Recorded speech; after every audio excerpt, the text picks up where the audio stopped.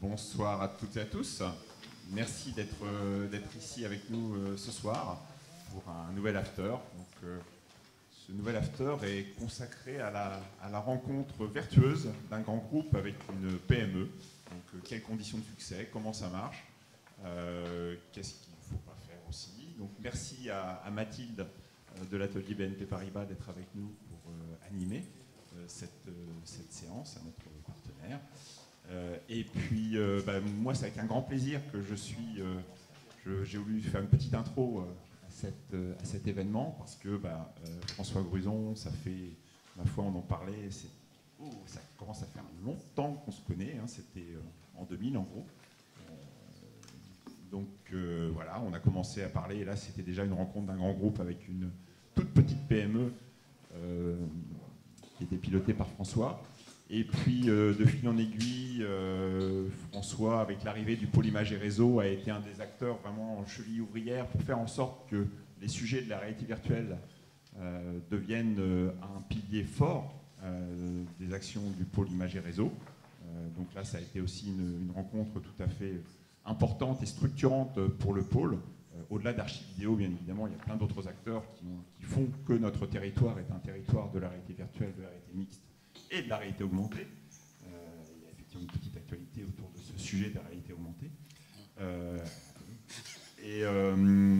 Et par ailleurs aussi, là on est vraiment sur la facette, le pôle entremetteur, c'est-à-dire que Laurent Le Breton donc, est venu à la rencontre du pôle pour dire voilà dans quoi je travaille, voilà le type de partenariat qui m'intéresse. Et le pôle entremetteur, justement, a permis cette rencontre entre un grand groupe, Dassault Systèmes, et une PME, Archividéo, qui ont commencé à faire des projets ensemble, des projets en commun. Et puis, chemin faisant, ils se sont aperçus qu'ils avaient beaucoup d'affinités. Et puis, j'en restais là, parce que sinon, je vais faire tout l'after tout seul.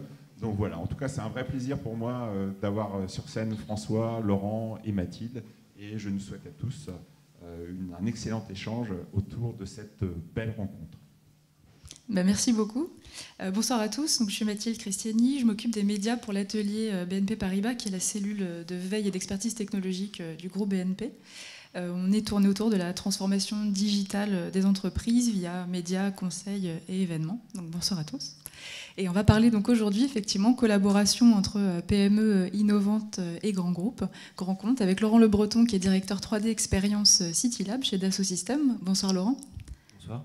Et François Gruson, directeur général d'Archividéo, la fameuse PME innovante. Bonsoir François. Bonsoir. Alors je vous propose pour commencer déjà de vous présenter chacun d'entre vous, vous et votre entreprise respective. Vous Laurent peut-être d'abord. Bonsoir, Laurent Le Breton. Donc, je suis effectivement directeur de ce qu'on appelle le 3D Experience CityLab chez Dassault Systèmes, qui est une cellule d'innovation au sein d'une organisation qui s'appelle l'industrie énergie chez nous et dont la vocation est de regarder ce que pourraient apporter les solutions et les logiciels de Dassault Systèmes à l'industrie énergie en particulier, mais plus largement, dans une période de plus 3, plus 5 ans à partir de maintenant. Et notre sujet d'attention, c'est ce qui s'appelle classiquement la ville intelligente ou la Smart City et qu'on a appelé la 3D Experience City. J'en parlerai peut-être un petit peu après, pour vous expliquer quel est le projet. Donc l'énergie et la ville, d'où Archividéo, c'est ça, François Gruson? Oui, alors je fais quoi? De vous présenter. Donc François Gruson, je suis directeur d'Archividéo. J'étais directeur d'Archividéo, mais j'étais encore renommé directeur d'Archividéo, donc tout va bien. Une société qui s'est créée, une jeune start-up qui s'est créée en 85. Pour la petite histoire, c'est vrai que c'est grâce au pôle et plus particulièrement à Vincent si les contacts se sont renoués avec Dassault Systèmes. Mais pour la petite histoire, on en avait parlé avant. En 85, je crée Archividéo sur une idée de faire de l'image de synthèse pour l'architecture, la construction et l'aménagement du territoire. Puis j'avais eu un petit partenaire, j'étais installé à Rennes et j'animais un laboratoire à l'École centrale de Paris. Et j'avais un partenaire à l'époque, une société qui venait juste d'être créée. Comme quoi il y a des chemins qui se rencontrent et il y a des choses qui sont loupées parfois, mais qui s'appelait Dassault Systèmes. Donc j'ai fait le premier film en image de synthèse avec une société qui venait juste d'être créée, qui s'appelle Dassault Systèmes. 25 ans après, je suis 20 personnes et eux, ils sont 11 000. Je ne sais pas où est l'erreur, mais il doit y avoir une erreur. Mais vous n'avez pas développé les mêmes projets. Donc ça fait longtemps avec vous voilà, que vous travaillez, que vous collaborez ensemble. Pourquoi est-ce que vous avez accepté, pourquoi est-ce que vous êtes rapproché jusqu'à la fusion, le rachat avec Dassault Systèmes? Qu'est-ce qui vous intéressait dans ce rapprochement? Alors, quand j'ai créé Archividéo en 85, c'était sur une idée relativement simple. C'est que je voulais pas travailler dans un grand groupe. En fait. Raté. Et je m'intéressais donc au problème de la visualisation. J'étais perspectiviste dans des agences d'architecture.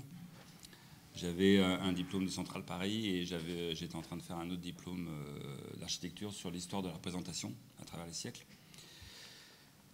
Et en fait, il y a eu un concours de circonstances.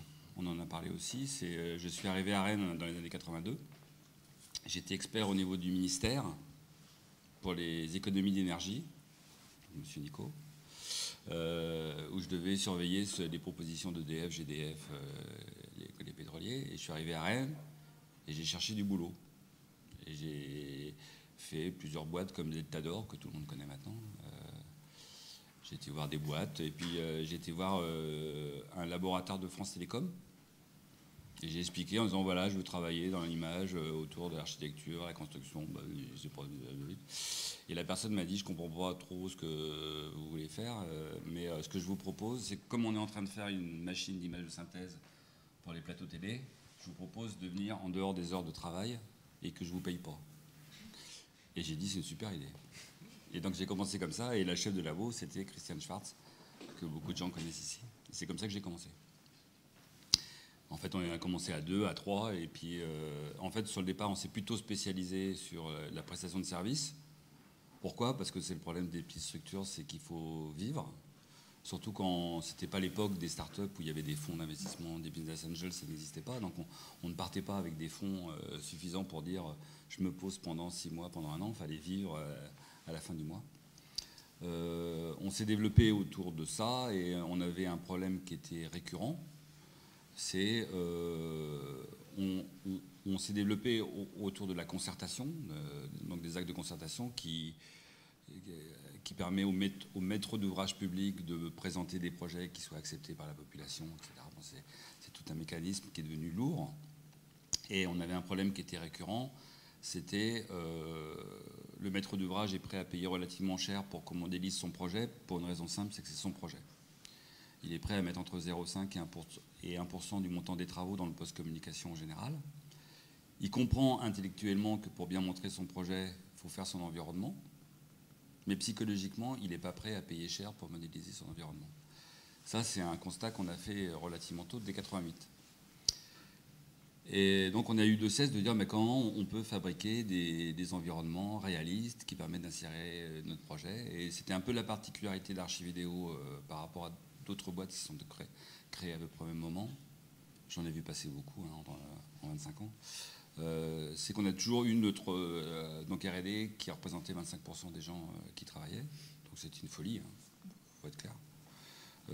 Et donc on développait des outils pour faire notre production, parce qu'il n'y avait pas d'outils dans le commerce en fait. Et c'est un peu tout ça qui, pendant 20 ans, on a continué à travailler là-dessus, mais avec une idée de dire...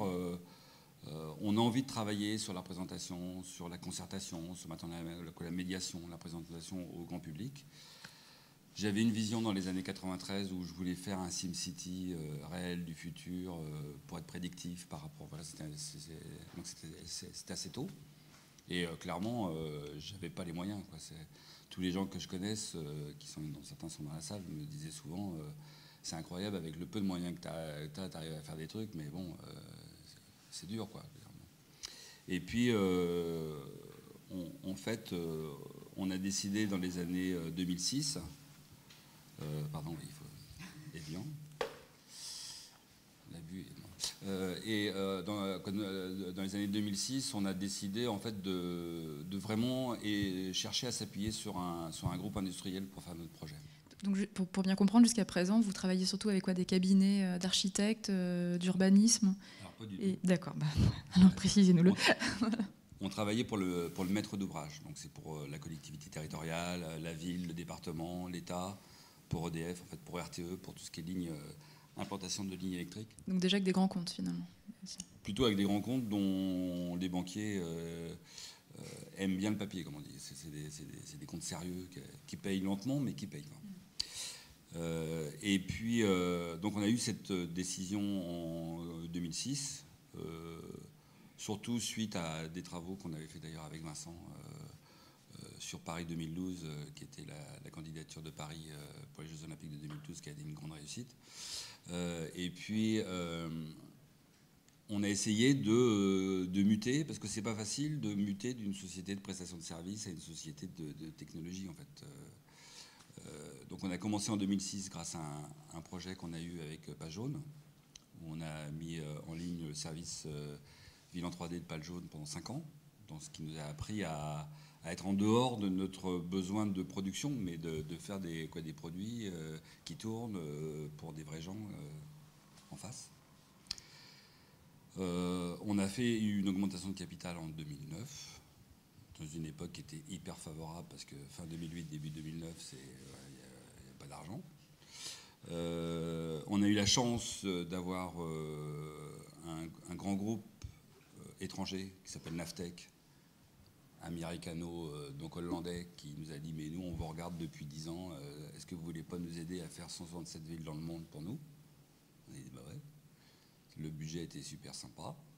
Ça nous a permis justement d'avoir du cash et de développer vraiment la mutation. On a mis en mutation, on a mis plus de 2 ans en fait à muter d'une prestation de société de prestation de services à société d'éditeur logiciel, avec la mise en place de roadmap, avec la mise en place de plans d'investissement, de ne pas s'égarer, de dire on vend ça, on vend pas le truc à côté, même si c'est intelligent, etc.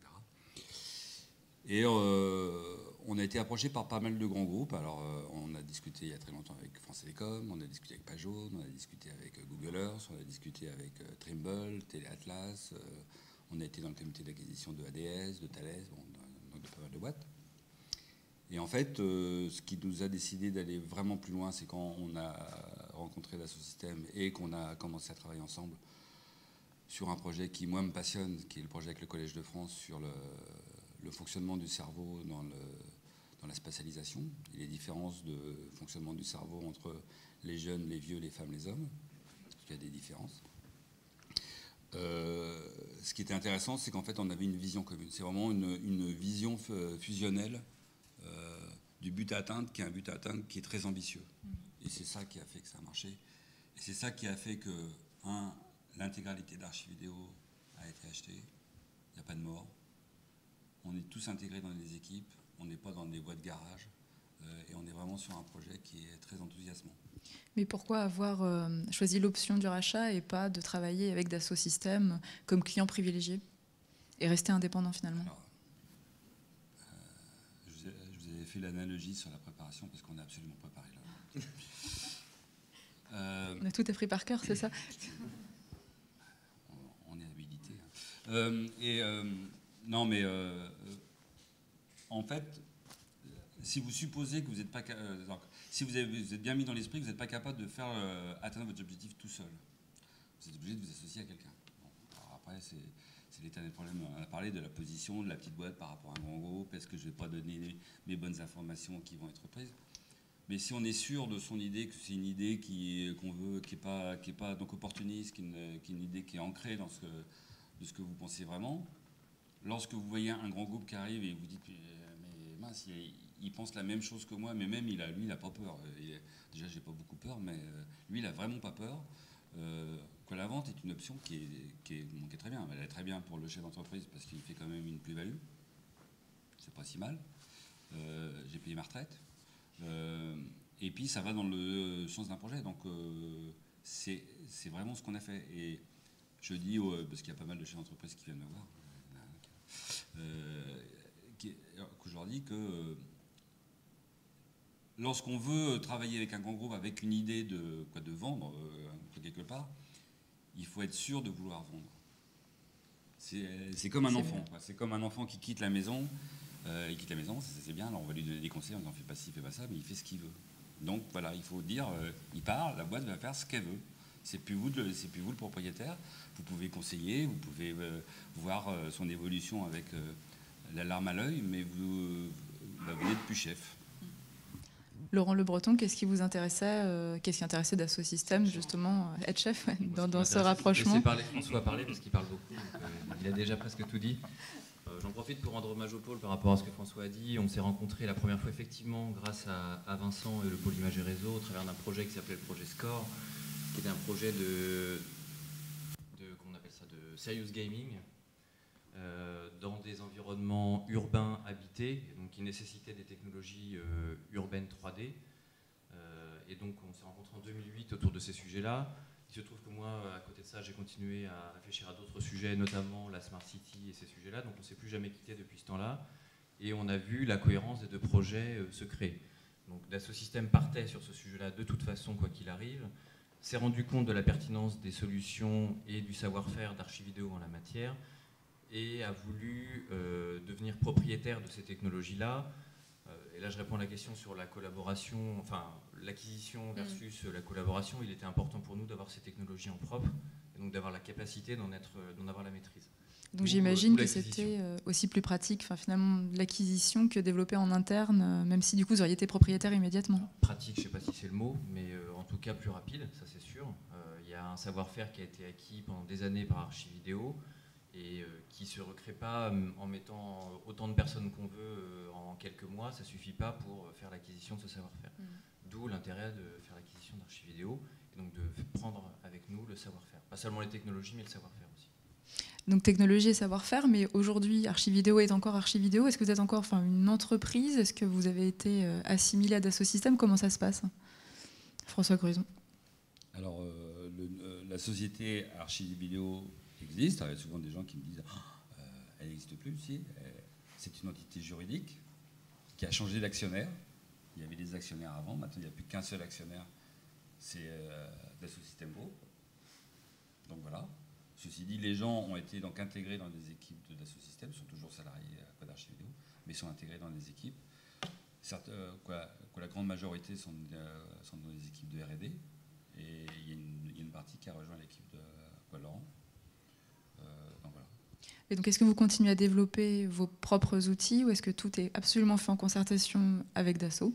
Non, tout est fait en concertation avec Dassault. Puisque c'est une technologie, c'est une stratégie de Dassault, donc c'est des produits Dassault. Donc il y a toute une infrastructure Dassault qui se met en place, de normalisation, de qualité, les certificats d'originalité qui sont des choses assez lourdes à mettre en place, qui sont mis en place sur Dassault Systèmes.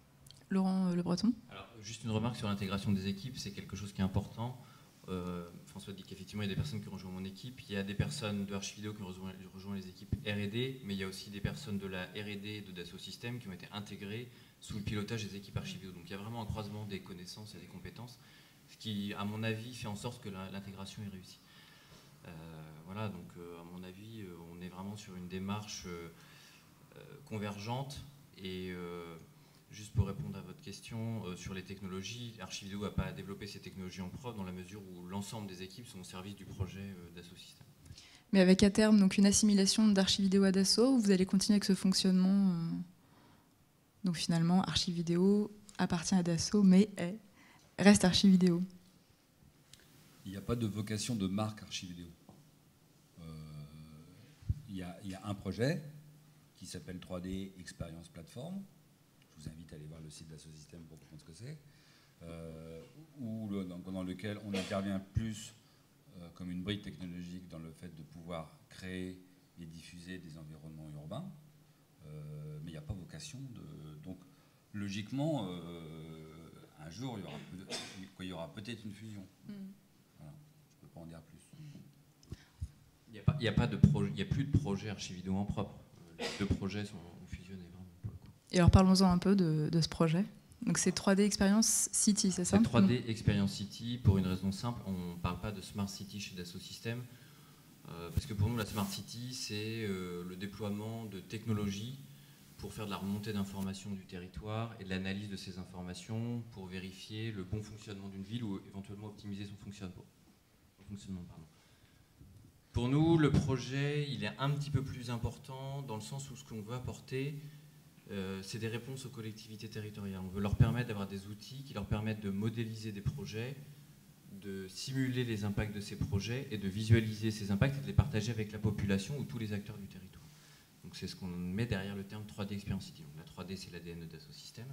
C'est le média que l'on considère efficace pour partager de l'information entre des gens qui peuvent être hyper techniques, comme des gens, des opérateurs des différents métiers, et alors je vais essayer de ne pas être réducteur, mais le politique qui parfois n'a pas le temps d'appréhender la technique qu'on lui présente, mais qui a besoin de comprendre ce qu'est un projet et quel va être l'impact sur le territoire. C'est vraiment ça le terme 3D Experience City. Donc qu'est-ce qu'on met derrière ça? C'est les technologies qu'on a pu déployer dans d'autres industries, comme l'automobile, l'aéronautique, qui ont permis de, par exemple, dans les années 90, pour la première fois au monde, de faire voler, de certifier un avion, le 777 de Boeing, sans qu'il y ait eu une seule maquette physique de construite. Alors, je ne sais pas si vous êtes rassurés quand je vous dis ça, mais c'est un fait. Et ce que ça a permis à Boeing, c'est d'économiser des millions, voire des centaines de millions d'euros sur la construction de maquettes physiques, et surtout de tester des milliers d'alternatives, là où, avec les moyens qu'ils avaient, ils pouvaient en tester 4 ou 5 seulement. Et l'idée, c'est de reporter ce type d'approche pour la gestion urbaine et territoriale. Quel va être l'impact d'un nouveau lotissement? Quel va être l'impact d'une deuxième rocade? Quel va être l'impact d'un rond-point, d'une zone de bureau dans ma ville? Alors aussi bien, quand on parle par exemple d'un rond-point, c'est forcément pour gérer des problèmes de mobilité, mais en général, ça ne s'arrête pas à des problèmes de mobilité. Quand on crée un nouveau rond-point ou une ligne de tram, on fait venir des nouvelles populations, on fait venir de l'habitation autour de ce rond-point. Donc on crée de la nouvelle demande en service, on crée des nouveaux types de pollution, des nouvelles demandes de collecte de déchets, ce genre de choses. Donc l'important, c'est d'avoir un système, un référentiel numérique qui permet d'aborder l'ensemble de ces facettes de la ville et donc de mesurer l'impact sous tous ces angles d'un projet urbain. C'est vraiment ça le projet de 3D Experience City. Et donc la 3D, la reconstruction 3D de territoire apportée par Archivideo est un des éléments clés dans cette stratégie. Oui, c'est ça concrètement, vous diriez que ça vous a permis d'aborder le segment de la gestion urbaine et du territoire avec plus d'efficacité, plus de rapidité. Alors, ça nous a permis d'entrer sur ce domaine-là avec une crédibilité apportée par le savoir-faire d'Archivideo et surtout la connaissance de la collectivité, parce que Dassault Systèmes est une société qui est quand même connue pour ses relations avec les industriels, ses clients industriels, et qui se tourne maintenant vers le grand public et vers d'autres domaines comme les collectivités territoriales ou les administrations. Et la connaissance, le savoir-faire d'Archivideo dans ce domaine-là était capital pour pouvoir aborder ces domaines. Pour un grand compte, vous diriez que c'est presque une étape obligée maintenant de regarder du côté des startups et des PME innovantes pour soit innover plus vite, soit attaquer de nouveaux segments, de nouveaux cœurs de métier? J'ai du mal à représenter l'ensemble des grands groupes, mais dans notre cas de figure, ça a été un élément indispensable. Ça, c'est clair. C'est un accélérateur, en fait. Et alors, est-ce que vous pouvez un peu détailler, revenir sur ça?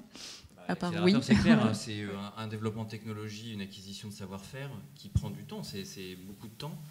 Je suis désolé François de dire ça, mais il n'y a pas forcément de magie ou de révolution dans la technologie d'Archivideo.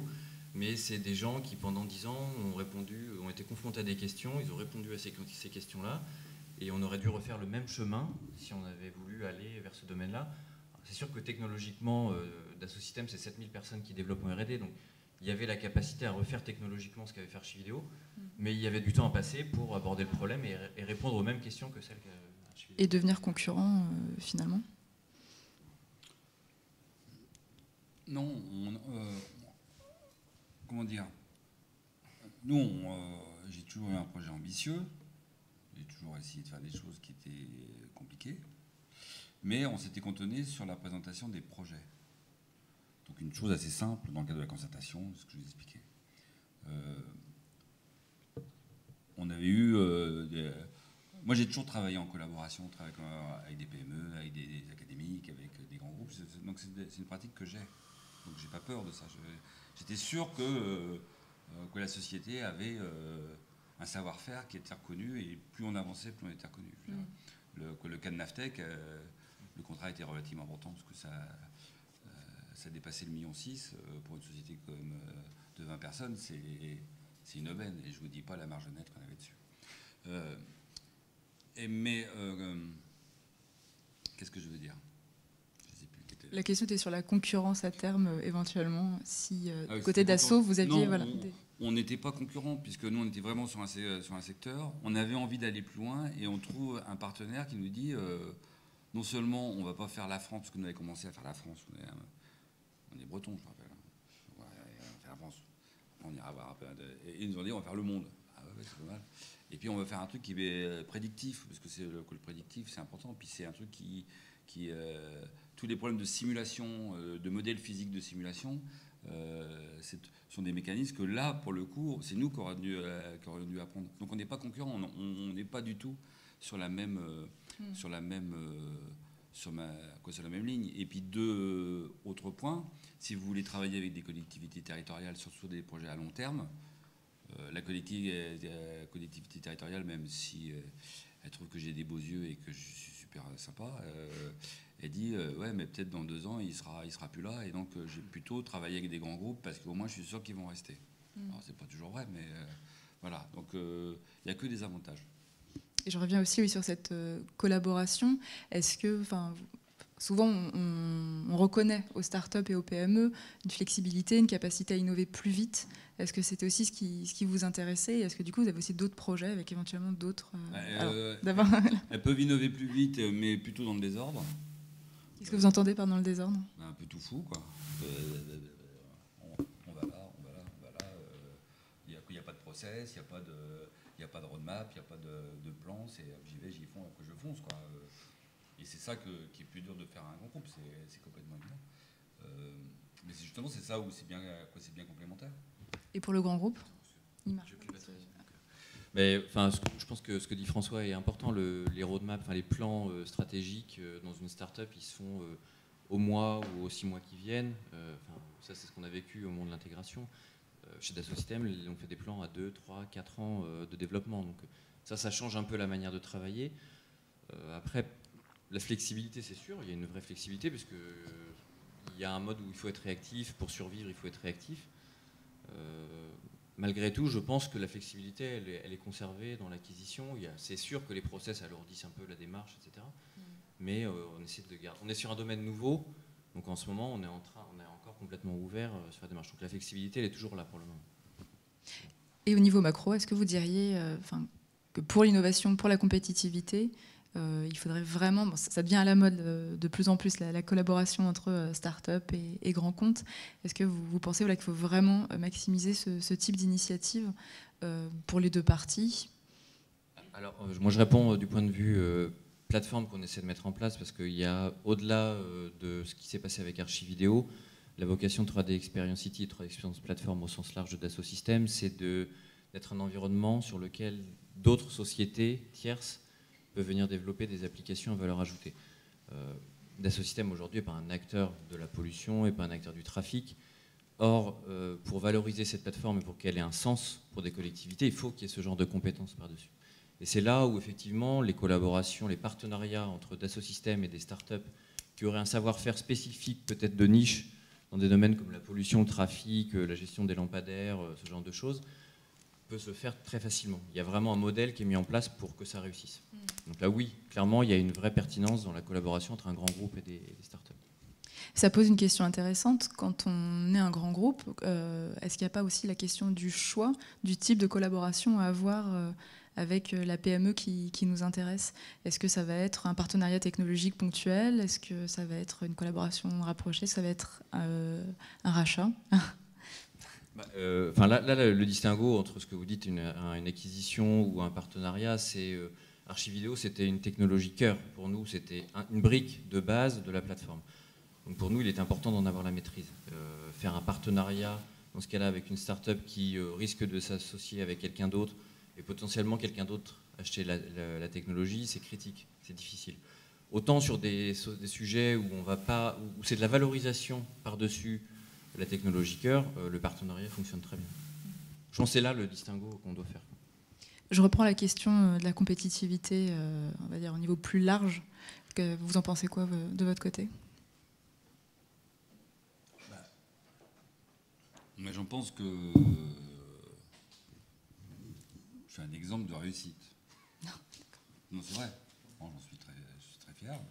Je ne me rends pas toujours compte, mais et ça se passe super bien. Vraiment, ça se passe super bien. Donc on dit, ah ouais, super. Ceci dit, on en a chié des ronds de chapeau pendant 25 ans. On a tiré la langue pendant 25 ans. On a eu des partenariats avec des grands groupes qui ont été sympas mais qui ont merdé, il y en a qui ont sympas qui ont marché pour des problèmes autres, qui n'ont pas été sympas. Donc il y a eu plein d'expériences, il y a eu toute cette vie. C'est vrai que j'ai eu la chance d'être suffisamment têtu pour conserver toujours la même ligne. Est-ce que c'est ça qui a fait que j'ai réussi? Je ne le sais pas. Je ne vais pas donner un conseil à quelqu'un d'autre. Les deux conseils que je donne à des gens qui viennent me voir pour dire les PME, je suis PME, qu'est-ce qu'il faut faire, c'est avoir envie de vendre, et prendre bien conscience de ce que ça veut dire d'avoir envie de vendre. Et puis deuxièmement, de fixer le prix minimum en dessous duquel vous ne vendez pas. Le reste, pour moi, n'a été que littérature. Alors, ça a été compliqué, ça a été long, ça a été tendu, on a claqué les portes, on s'est fâché. C'est normal, c'est de l'argent. Alors après, c'est de dire, est-ce que tout ça va aider à une compétitivité plus grande? Moi, c'est du bon sens. Plus on va se parler, plus on va être ensemble, et puis plus on a des chances de faire des trucs bien, parce qu'il y aura plus de monde, il y aura plus d'intelligence, c'est tout. C'est bête ce que j'ai dit. J'ai pas dit ça du tout. Mais je pensais qu'il y a beaucoup de PME qui n'ont pas envie de vendre, pour qui la finalité n'est pas de vendre. Alors, dans les startups, il y a une partie de dirigeants de PME, je parle de dirigeants de PME qui ont leur vieux rêve de dire je vais faire un carton, quoi, je vais te mettre du monde. Et puis surtout, je vais avoir un gros chèque et puis je vais partir sur les Baléares, sous le soleil, ou je vais faire autre chose. C'est une fausse idée, ça, déjà. Et puis il y a aussi une grande partie des PME qui tirent la langue. C'est un secret de polichinelle. Moi, il y a des fois où j'avais des visions. J'ai mon chargé de compte qui est en face de moi là. Quand j'avais des visions, parfois j'avais des visions à 1 mois, 2 mois, en disant mais dans 2 mois je sais même pas où je suis, quoi. Donc c'est bien de parler d'open innovation, de participation PME, grand groupe, puis il y a la vraie vie à côté, quoi. Mais je trouve que tout ce qui a été fait par le pôle, le projet Bicom qui est un réel enjeu, tout ce qui a été fait par les pôles, donc l'évolution de mettre en correspondance, parce qu'il y a pas mal de structures qui mettent en correspondance. Il y a Rien à Talente, il y a la Méto, alors on dit ça y est, on avait refait donc une de plus. Le pôle a montré qu'il avait une action qui était différente, et que c'est peut-être là où il y a une action où, quand on parle plutôt technique, on parle plutôt montage de projet, et puis que quelque part il y a de l'argent derrière, et c'est de l'argent d'aller chercher, pas qu'on va vous donner, mais qu'il faut aller chercher. C'est peut-être là où, quand on fait des choses ensemble, il se crée des liens, quoi. Et donc, oui, Laurent Le Breton. Ouais, juste sur la compétitivité, ce qui se passe au travers des pôles ou des projets de pôles, où on associe des PME, des grands groupes, des académiques, il est clair que sur des projets de plateforme comme ça, où une société, une petite start-up pourrait développer un produit niche, et parce que avec ses forces vives, il a du mal à vendre, ou à trouver des relais pour vendre, il est un peu contraint à son territoire. Le fait de s'adosser à un grand groupe, c'est évidemment un facteur de compétitivité. C'est un moyen d'accéder à des marchés où il ne pourrait pas aller tout seul. Ça, c'est à peu près évident. Et si on se projette du coup un peu, est-ce que j'ai déjà posé la question, mais je la repose. Est-ce que vous voyez vraiment se multiplier ce genre de partenariat et une compétitivité tirée véritablement par... Parce qu'aujourd'hui, il y a beaucoup de grands groupes qui ne sont pas encore vraiment sensibles à ce type de partenariat et de collaboration, et inversement, beaucoup de startups qui n'ont pas envie de se rapprocher par peur d'être absorbées.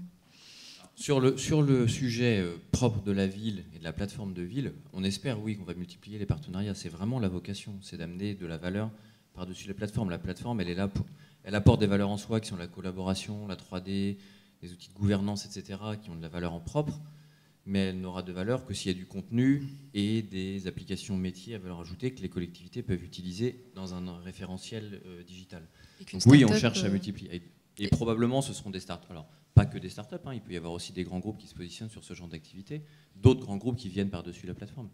Mais des startups qui auraient une activité de niche pour y trouver un intérêt, pour démultiplier leur activité. On a des exemples, on a des tonnes d'exemples. Hein. On a des gens... Comme toutes les startups qui ont développé des activités, qui ont mettraient des trucs sur Google. Surtout c'est ça, il y a une multiplication des startups de services, donc finalement c'est plus facile... Ça paraît plutôt négatif de faire son marché aujourd'hui, de mettre en concurrence plusieurs entreprises qui pourront répondre à vos besoins sans avoir besoin, vous, de les développer. sûr de comprendre la question. Non, mais j'arrive pas. D'accord, je repose la question, vous battiez pour le micro aussi, c'est pas forcément évident. Je disais qu'aujourd'hui, il y a de plus en plus de startups, justement, de services. Donc, autant, maintenant, vous avez le choix, en tant que grand compte, de mettre en concurrence plusieurs entreprises qui vont développer des services soit auxquels vous aviez pensé, mais que vous n'avez pas pu développer, soit auxquels vous n'aviez même pas pensé. Donc, il y en a beaucoup plus qu'il y a quelques années. Donc, c'est vraiment des collaborations qui vont devenir de plus en plus évidentes, quoi. Là où je suis d'accord, et on est dans un lieu qui est justement, quand la cantine s'est créée, moi, j'étais assez intéressé en disant, voilà, moi je viens de l'open innovation, ça m'intéresse. J'ai essayé quand je voyais des stagiaires passer, en disant, est-ce que tu n'as pas un projet, je te donne tout le matériel, tu viens quoi quand tu veux, et je te paye. Bon, c'est la différence. Et c'est vrai que ça a été vachement d'échecs.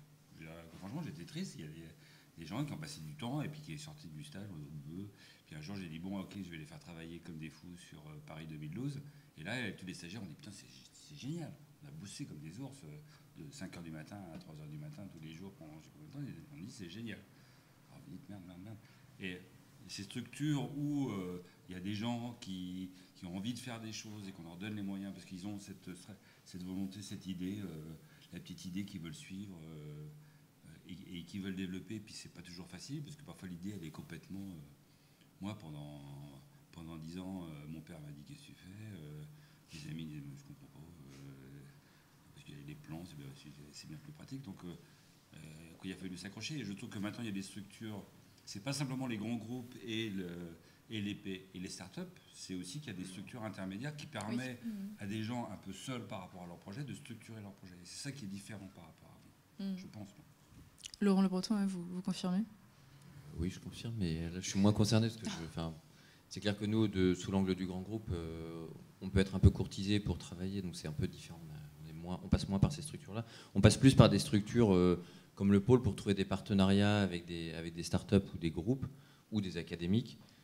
C'est vrai qu'il faut qu'on s'attache à travailler avec tous les acteurs qui sont intéressés. Le projet d'une plateforme fait qu'on va forcément aller vers tous les gens qui ont un intérêt, qui veulent apporter du contenu, du savoir dessus. On va être amené à venir dans ces lieux-là.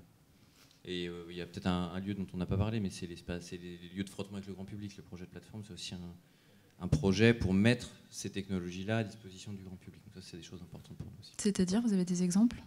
Oui, par exemple l'événement, alors ça c'est François qui pourra en parler, mais je vais en parler 2 minutes, sinon après je vais perdre de temps. Il y a eu une opération aux Libertés, qui s'appelait Vivacité, c'est ça ? Le Liberté, c'est... La salle d'à côté, pardon. Vous êtes de Paris. Les gens qui regardent la vidéo aussi, peut-être. Donc c'est la salle qui est juste à côté, sur la place du Général de Gaulle, qui est un lieu de concert, d'exposition, etc. Et il y a eu un événement qui s'appelait Vivacité, sur lequel ont été présentés des projets urbains et des projets de la collectivité, mais de manière un peu originale. Et donc qui ont impliqué le citoyen, qui ont fait venir le citoyen, qui l'ont fait parler, qui l'ont fait échanger avec la collectivité, avec les gens qui travaillent autour de la collectivité. Donc là, on a appris beaucoup, c'est-à-dire qu'on a présenté nos outils, nos solutions dans ce cadre-là. C'est-à-dire qu'on a eu des retours qui ne sont pas les retours des utilisateurs classiques, mais qui sont les retours du citoyen, de comment ils perçoivent les projets, en quoi nos outils, la 3D est un média de communication entre le politique et le citoyen. Donc ça, c'est des choses intéressantes. Et on pense que la cantine numérique était un de ces lieux-là aussi. C'est vrai que dans ce que vient présenter Laurent, il faut bien prendre conscience que la chance que m'a donnée la ville de Rennes, donc Yves Préau, pour le nommer, très clairement, de participer à des événements dans le cadre... Il y a eu 3 événements, en 99, en 2005 et en 2012, a été une chance pour nous. Pourquoi ? Parce que ça nous a permis de tester notre idée face à 35 000, 50 000, 70 000 personnes. Pareil, ils ne sont pas tous devant nous. Mais on a testé de manière massive. Et ça a 2 avantages, cette approche-là. Donc j'ai toujours milité, moi, même au sein du pôle, au sein de Bicom, j'ai toujours milité en disant il faut qu'on soit site d'expérimentation, il faut des sites d'expérimentation massive, parce que c'est la seule façon de faire venir des groupes de l'extérieur, des gens qui s'intéressent à venir ici. Il faut faire venir de l'argent, quand même, quelque part. Et c'est vrai que de le faire de manière massive, ça a 2 avantages. C'est que quand vous faites une erreur, que la baffe, elle est très grande. Donc vous faites plus attention. Deuxièmement, c'est la seule façon que j'ai trouvée pour trouver des choses qui n'étaient pas prévues. Un peu quand vous parlez du déviant tout à l'heure, ou des choses qui ne sont pas prévues. C'est pour ça que aussi l'open innovation peut sortir des applications qu'on n'avait pas du tout prévues, et on dit mais c'est génial. Oui, ce que j'allais dire, on revient à l'open innovation, enfin, que ce soit avec des entreprises ou du grand public. C'est comment on fait de la création, de la créativité dans un système contraint. Donc le système contraint, il y a quoi, des grands groupes, c'est des roadmaps, c'est des trucs bien réglés. Les PME, c'est hop, on y va. Comment on fait vivre tout ça en enlevant tous les rêves, et même les politiques ont des rêves. Ils rêvent tous d'avoir un Bill Gates dans le garage du coin. C'est complètement évident, mais c'est un rêve. En tout cas, à vous entendre, on a l'impression que la ville et les acteurs de la ville jouent un rôle fondamental aussi dans votre collaboration. Pour Archividéo, je tiens à le dire, parce que je le dis parce que c'est vrai. Si je n'avais pas eu la chance de faire Rennes Cité Vision, donc Envie de Ville et Vivacité, Archividéo n'aurait jamais été racheté par Dassault Systèmes, c'est clair. Parce qu'on a atteint une compétence qui est inaccessible si on n'a pas accès à plein de gens. Donc le fait de mettre en place des sites d'expérimentation massive, un peu ce qui a été fait sur le pôle, sur Imagine Lab, mais avec des zones de frottement, c'est aussi un terme qu'utilisait beaucoup Vincent, donc il y a quelques années que j'ai repris à mon compte, mais on a des zones de frottement, ça veut bien dire ce que ça veut dire, c'est-à-dire qu'on n'y va pas le nez au vent en disant ouais c'est super, non, on y va, on teste des choses, on regarde des choses, mais avec des vrais gens, et si possible, pas le fameux test quali avec 20 personnes, et on dit, parce que c'est le pourcentage qu'il faut pour dire que c'est bon, mais voilà, et je pense que si le territoire rennais arrive à développer ça, c'est vraiment une chose qui a de la valeur, et sur lequel il y a des gens qui vont venir pour venir tester, parce que c'est une chose complexe. Il y a en même temps des PME, en même temps des académiques, en même temps des clusters. Alors, Vincent n'aime pas le terme cluster. En même temps des acteurs qui font le lien avec le citoyen. Et le citoyen, c'est aussi l'utilisateur. Voilà, c'est ça. Je pense que ça, j'y crois beaucoup plus que simplement il y a un cercle vertueux start-up, grand groupe, mais je pense que si on arrive à faire des zones d'expérimentation massive, il y aura des startups parce qu'ils vont avoir des idées, et il y aura des grands groupes parce que si on veut déployer, les grands groupes, ça va les intéresser. Laurent Le Breton, vous êtes d'accord avec ce trinôme ? Oui, alors le territoire de Rennes Métropole, moi j'y travaillais avant, et c'est vrai que maintenant les équipes d'Archividéo faisant partie de Dassault Systèmes, c'est un territoire important pour Dassault Systèmes. On cherche à prolonger la relation qui a existé entre Archividéo et Rennes Métropole. Après, c'est clair qu'il n'y a pas que Rennes Métropole pour Dassault Systèmes. Comme disait François, la vocation, c'est de vendre. C'est une entreprise qui vend partout dans le monde. On a des projets sur tous les continents aujourd'hui qui démarrent. Maintenant, c'est vrai qu'un ancrage sur le territoire rennais, il est évident. Les salariés sont sur le territoire rennais. Et il y a un vrai écosystème qui s'est créé autour d'Archividéo pendant les 25 ans de la vie d'Archividéo en autonomie, et qu'on espère prolonger avec Dassault Systèmes. D'où le rôle de la ville en général, pas que de la ville de Rennes. Des villes en général, oui. Des villes en général. C'est quand même c'est pas le mot est pas forcément le plus adapté, mais c'est le client visé par la solution 3D Experience City. François. Là, le message d'avant, c'était plus diriger vers les projets, parce que Rennes Talent s'intéresse à des projets d'expérimentation. Il y a le projet quartier numérique. On parle de tout ça. Quand on en parlait il y a 5 ans, tout le monde disait non, c'est la techno qui compte. Là maintenant, on parle d'expérimentation, donc je dis c'est super. Il faut aller plus loin là-dessus. C'était un message plutôt général qui n'était pas dans le sujet. Et personnellement, moi, si je pouvais développer ce type d'activité d'expérimentation sur le territoire rennais, ça m'intéresse, parce que je renvoie l'ascenseur d'un territoire qui m'a accueilli, parce que je ne suis pas rennais d'origine, je suis parisien, comme vous. Et voilà, et puis c'est grâce au territoire que je me suis développé. Donc si je peux renvoyer la balle sur le territoire, super. Mais il faut avoir envie de faire venir des gens de l'extérieur. C'est ça qui me semble être un paramètre excessivement important. On arrive au terme de notre échange. Voilà, passer aux questions avec le public. Est-ce qu'avant, vous voulez dire quelques mots de conclusion sur le sujet qui nous réunissait, collaboration PME innovante, grand compte, et vos projets à venir? On était très contents d'être là. C'est une belle conclusion. Laurent? Je suis complètement d'accord avec François. Donc c'est une collaboration qui marche. Merci à tous les deux. Merci. Est-ce qu'il y a des questions? Est-ce qu'il y a d'autres micros ou est-ce que... On entendra, je pense. Merci à vous déjà.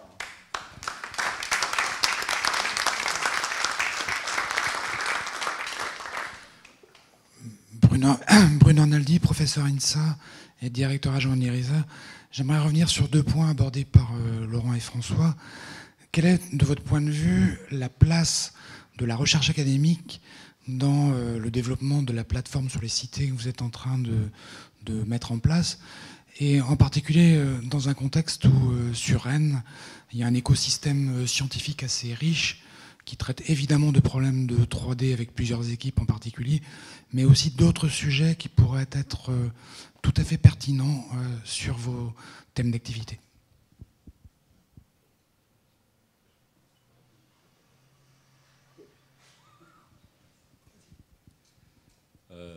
Alors, on met deux dans notre vision. Il y a deux points. Il y a le point plateforme d'expérimentation, déploiement, et donc nécessité d'intervenir au niveau de la formation plutôt professionnelle, plutôt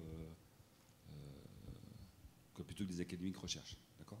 Sur les académiques recherche, bien sûr, on connaît ce qui est fait sur le bassin rennais, et on est intéressé tant par des sciences dures que des sciences sociales. Donc il y a on est très très ouvert, et on travaille déjà, quoi. Archividéo, historiquement, a beaucoup travaillé avec les sciences dures et des sciences sociales. L'Institut d'urbanisme, par exemple, est une structure qui nous intéresse beaucoup. Sciences Po est une structure qui nous intéresse beaucoup. L'IRISA, l'IVERIA, tout ça sont bien sûr des structures qui nous intéressent beaucoup. Supélec, il y a l'Institut Télécom, lequel on cherche à travailler. Donc il y a plein donc c'est en même temps des technos, c'est en même temps des usages, en même temps des observations qui rentrent dans des expérimentations massives. C'est ça qui nous intéresse de mettre en place.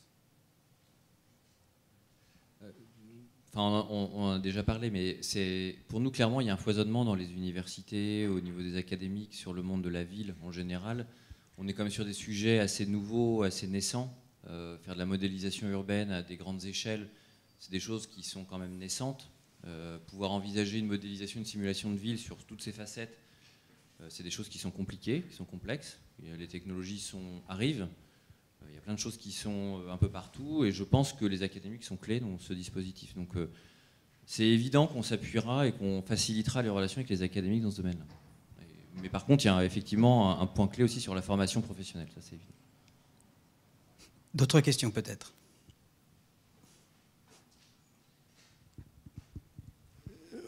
Oui, j'ai une question, Gérard Le Bihan, Image et Réseau. Pour Laurent, est-ce que les équipes R&D de Dassault Systèmes ont appris des choses sur leur façon de travailler en commençant à travailler avec Archividéo? J'ai du mal à répondre à leur place parce que je suis pas R&D, mais oui, c'est évident. Il y a un savoir-faire. Enfin, si on fait l'acquisition d'une société, c'est qu'il y a des choses on aurait peut-être pu le faire, découvrir, apprendre à le faire. Mais c'est évident que les gens qui l'ont fait depuis 25 ans nous apprennent des choses tous les jours. Oui. Notamment dans le domaine de la géographie, de tout ce qui est géolocalisation, représentation du territoire, sur les usages. Alors, c'est pas proprement de la R&D, mais malgré tout, on ne développe jamais des logiciels pour se faire plaisir. Et pour avoir un logiciel, il y a toujours un utilisateur au bout. Et donc là, je pense qu'Archividéo est clé pour apprendre à la R&D ce que c'est qu'un utilisateur d'une collectivité territoriale. Je rebondis sur cette question. J'imagine qu'il y avait aussi des modes de travailler, pour travailler différents entre une société de 20 personnes et une société plus importante. Qu'est-ce que ça a changé? Qu'est-ce que vous êtes mutuellement appris?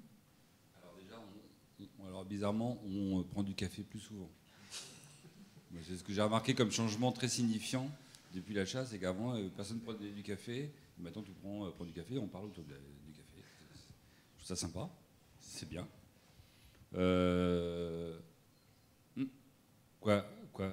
Oui et non. À partir du moment où la société a décidé de passer de prestation de service à éditeur de logiciel, c'est un peu ce qu'on a fait. On ne l'a pas fait tout seul, je me suis fait aider. Je me suis fait aider par mon frère, même, pour être clair, qui lui avait un grand passé industriel. Et ça a été douloureux, vraiment douloureux. Ça ne s'est pas fait du tout dans la gentillesse. Il y a eu des coups de gueule, des trucs, des machins. Avant qu'ils arrivent. Et donc, une fois qu'on avait commencé à apprendre ça, c'était beaucoup plus simple, puisqu'on a eu quelqu'un qui nous a montré un certain nombre de règles, et le côté foisonnement qu'on avait, on l'avait déjà mis un peu un tapis dessus pour dire ce choc de culture du foisonnement contre un truc très réglé a été très atténué, quoi. Ça peut être un choc de culture assez fort, quoi. Alors, il y a un truc qui est assez étonnant. Moi, je viens de la R&D d'Assosystèmes au départ. Je suis assez étonné de voir la rapidité avec laquelle les équipes ont commencé à échanger techniquement. Il n'y a vraiment pas eu des gens qui ont ouvert les yeux grands comme des soucoupes par rapport à ce que faisait Dassosystèmes d'un côté ou ce que faisait Archividéo de l'autre. Il y a vraiment eu une convergence très rapide sur les échanges techniques. Ça, c'était vraiment assez impressionnant. Merci à tous.